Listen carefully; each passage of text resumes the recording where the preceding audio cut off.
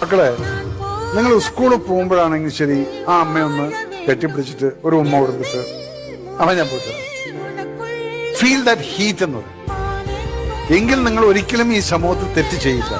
ഇത് ഞാൻ അനുഭവിച്ചാണ്. പിന്നെ അമ്മ മരിച്ചതിന് ശേഷം പിന്നെ ഞാൻ നാട്ടിൽ പോകുന്നു. ഗേറ്റ് പോലും തുറന്നിട്ടുണ്ടാവില്ല.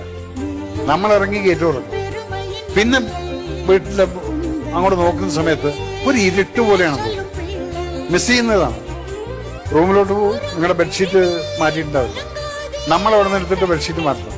ബാത്റൂമിലേക്ക് ചെല്ലു, തോട്ടം വൃത്തിയായിട്ട് അവിടെ വെച്ചിട്ടുണ്ടാവില്ല. എണ്ണ ഉണ്ടാവില്ല തേക്കാൻ. നമുക്ക് വേണ്ട ഭക്ഷണം അവിടെ കാണില്ല.